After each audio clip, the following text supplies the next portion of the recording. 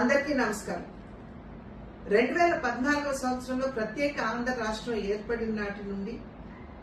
నరేంద్ర మోడీ గారి నాయకత్వంలో ఉన్నటువంటి కేంద్ర ప్రభుత్వం,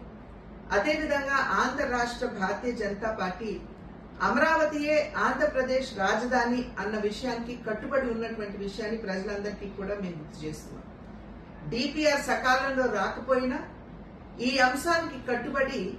అప్పట్లో కేంద్ర ప్రభుత్వం 2,500 కోట్ల రూపాయలు రాజధాని అంటే అమరావతి పరిసర ప్రాంతాలు, ప్రత్యేకించి విజయవాడ, గుంటూరులో ఉన్నటువంటి మౌలిక సదుపాయాల అభివృద్ధికి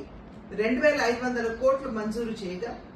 బాహ్య వలయ రోడ్డు ఏదైతే ఉందో అంటే ఔటర్ రింగ్ రోడ్ అని ఏదైతే మనం చెప్పుకుంటామో ఆ బాహ్య వలయ రోడ్డు కూడా 20,000 కోట్ల రూపాయలు కేంద్ర ప్రభుత్వం మంజూరు చేసినటువంటి విషయం ప్రజలకి గుర్తు ఉండే ఉంటుంది అని చెప్పి నేను భావిస్తున్నాను. 2024 సంవత్సరం జరిగినటువంటి సార్వత్రిక ఎన్నికల్లో డబుల్ ఇంజిన్ సర్కార్ అంటే కేంద్రంలో ఎన్డీఏ కూటమి, అదేవిధంగా రాష్ట్రంలో సైతం ఎన్డీఏ కూటమి అధికారంలోకి వచ్చినట్లయితే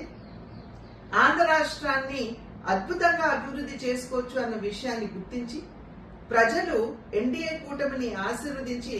అనూహ్యమైనటువంటి విజయాన్ని అందించడం జరిగింది. ఇవాళ ఏదైతే ఎన్నికల సందర్భంలో కేంద్ర ప్రభుత్వం అదేవిధంగా భారతీయ జనతా పార్టీ తెలియజేసిందో, అమరావతి నిర్మాణానికి అభివృద్ధికి సంపూర్ణ సహకారాన్ని అందిస్తాము అని చెప్పినటువంటి నేపథ్యంలో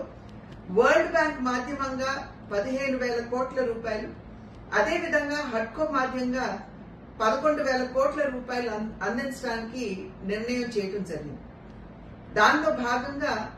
హడ్కో ఏదైతే 11,000 కోట్ల రూపాయలు అందిస్తామని చెప్పారో,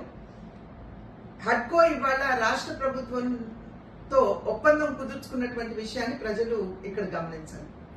అదేవిధంగా వరల్డ్ బ్యాంక్ ఏదైతే మేము 15,000 కోట్ల రూపాయలు సహకారం అందిస్తాము అని తెలియజేశారో, దాంట్లో వరల్డ్ బ్యాంక్ మరియు ఏషియన్ డెవలప్మెంట్ బ్యాంక్ వీరిరువురు సంయుక్తంగా 13,600 కోట్ల రూపాయలు అందించగా, కేంద్ర ప్రభుత్వం తన వాటాగా 1,400 కోట్ల రూపాయలు అందించడానికి సన్నద్ధమైనటువంటి విషయం. ఈ సందర్భంలో ఈ 15,000 కోట్ల రూపాయలు కూడా మొబిలైజేషన్ గ్రాంట్ ఏదైతే ఉంటుందో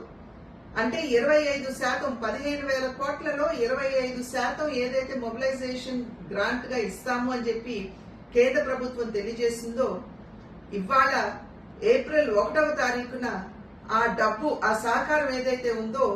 4,285 కోట్ల రూపాయలు కేంద్ర ప్రభుత్వం ఆంధ్ర రాష్ట్రానికి అందివ్వడం జరిగింది. ఇవాళ ఏదైతే